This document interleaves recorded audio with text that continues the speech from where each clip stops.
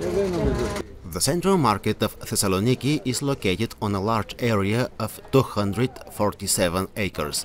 The premises handle 600–800 tons of fruits and vegetables daily and approximately 600 tons of meat weekly. At the end of each day, the market inevitably generates large quantities of non-marketable but perfectly good for consumption products. A simple but ingenious idea has arisen that these goods could be distributed for free to those in need in an organized manner. Since April 2018 till March 2024, more than 1,500 tons of fruits and vegetables were received, and after sorting, 1,145 tons were offered to social agency of the Greek Central Macedonia region, municipalities, social grocery stores, church common meals, NGOs, institutions, associations, volunteers, detox centers. This was made possible with the help of the project Social Plate, supporting social enterprises in combating poverty and social exclusion, implemented under the program Interreg Greece-Bulgaria by the Central Market of Thessaloniki in partnerships with the International Educational Institute Technopolis, the Bulgarian municipality of Borino, and the NGO Active Youths. The project relies on the willingness of the traders to participate and to provide the goods which they already don't need. Have they responded willingly to this initiative? Στην αρχή ήταν λίγο σκεπτικοί, κάποιοι ήταν πιο δεκτικοί στο θέμα της δωρεάς των τροφίμων. Από μόνοι τους έτσι κι αλλιώς δίναν κάποια τρόφιμα σε συσίτια, οπότε όσοι ήταν κοντά σε αυτή την ιδέα μας δέχτηκαν πιο εύκολα. Ξεκινήσαμε με τον έναν πυρήνα της αγοράς, περίπου 70 καταστήματα, συνεργαζόμασταν με τα 15 ας πούμε. Τον επόμενο χρόνο το ανοίξαμε λίγο παραπάνω και απευθυνθήκαμε σε όλη την αγορά. Με τι εξοπλισμό προμηθευθήκατε από το Project Social Plate? Από το Interreg όταν ξεκινήσαμε, ναι, είχαμε φτιάξει το ψυγείο, είχαμε πάρει το φορτηγό και κάποια παλετοφόρα, καροτσάκια μεταφοράς. Και σε ποιο είδος ιδρύματα διατίθεται το προϊόντα που διανέμονται μέσω του project? Απευθυνόμαστε σε κοινωνικά παντοπολία, συσίτια εκκλησιών, ιδρύματα με παιδάκια, με κέντρα απεξάρτησης, ΜΚΟ, εθελοντές, όσους ασχολούνται με τον επισιτισμό ευπαθών ομάδων. Και αυτή τη στιγμή θα πάω πράγματα στο κάμπ στο Βαλιοχώρι, που έχει πολλούς πρόσφυγες, ό,τι μπορούμε, και βοηθάμε και σε κάποιους άλλους τομείς, ό,τι μπορούμε κάνουμε.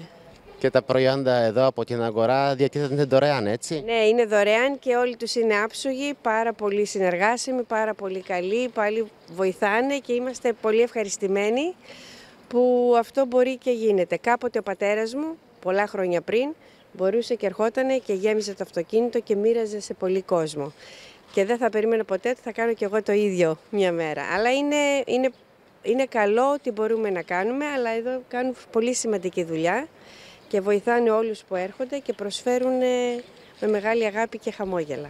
Το βασικό κριτήριο για το με ποιους συνεργαζόμαστε είναι να είναι πραγματικές οργανώσεις της κοινωνίας και να έχουν δράση μέσα στο πεδίο. Αυτό είναι το βασικό και ίσως και το μοναδικό κριτήριο, γιατί δεν βάζουμε κανενός άλλου είδους περιορισμούς. Ούτε θρησκευτικούς, ούτε φιλετικούς, ούτε νομικούς, άλλου είδους φραγμούς. Εκείνο που μας ενδιαφέρει να έχουν πραγματική δράση μέσα στην κοινωνία και βέβαια με αυτόν τον τρόπο να διασφαλίζουμε την μεγάλη σημασία που έχει για τους ίδιους τους εμπόρους μας, γιατί είναι ο βασικός πυλώνας που υπάρχει αυτή εδώ η δράση, η συμμετοχή των εμπόρων. Χωρίς αυτούς δεν θα μπορούσε να υπάρχει τίποτα από αυτά εδώ. Πρέπει λοιπόν σαν κόριο οφθαλμού, λέμε, να φυλάσσουμε το ότι ούτε ένα κομμάτι από αυτά τα προϊόντα με κανένα τρόπο δεν θα επιστρέφει στην αγορά. Αντιλαμβάνεστε ότι αυτό είναι πάρα πολύ σημαντικό και για τους ίδιους και για όλη τη διαδικασία Γιατί αλλιώς είναι σαν να υπονομεύουμε την δικιά τους δουλειά και βέβαια σε καμία περίπτωση δεν θέλουμε κάτι τέτοιο. Ναι, και αυτό ήταν κάτι άλλο που ήθελα να σας ρωτήσω. Εύκολα πείσατε τους έμπορους, πρόθυμα μπήκαν και αυτοί να συμμετάσχουν στο project? Υπήρξε μια διαδικασία σταδιακή. Στην αρχή ήταν μικρή η συμμετοχή και μιλάω πάντα για κάθε έναν έμπορο ξεχωριστά, με τους οποίους ερχόμαστε σε προσωπική επαφή οι υπάλληλοι εδώ της εταιρείας και όσοι ασχολούνται με το Social Plate. Και σιγά σιγά άρχισε να διευρύνεται, να αποκτούν πραγματικά εμπιστοσύνη και αυτοί απέναντι σε εμάς, βλέποντας και στην πράξη ποια είναι η δουλειά μας, και έτσι μεγαλώνει συνεχώς ο κύκλος. Δεν έχουμε ολοκληρώσει τη διαδικασία αυτή, γιατί και οι εγκαταστάσεις μας αυτή τη στιγμή δεν θα μπορούσαν να απορροφήσουν πιθανόν όλη την ποσότητα αν συμμετείχαν όλοι οι έμποροι. Έτσι. Οπότε είμαστε σε μια κατάσταση ισορροπίας, δηλαδή μεγέθους εγκαταστάσεων και αριθμού ωφελούμενων με τους εμπόρους που διαθέτουν προϊόντα. Στόχος μας είναι να τα αυξήσουμε αυτά, να καλύψουμε το σύνολο των εμπόρων. Γι' αυτό και προσπαθούμε να βρούμε χρηματοδοτήσεις μέσα από ευρωπαϊκά προγράμματα που πάντα μέχρι τώρα έτσι πήγαμε και ήταν αποφασιστικότατη η συμμετοχή της Ευρωπαϊκής Ένωσης στη στήριξη αυτής της δράσης. Να μπορέσουμε να αναπτύξουμε ακόμα παραπάνω. Έχουμε σχέδια, ιδέες έχουμε, λεφτά δεν έχουμε. Ναι, αυτή ήταν ακριβώς η επόμενη μου ερώτηση.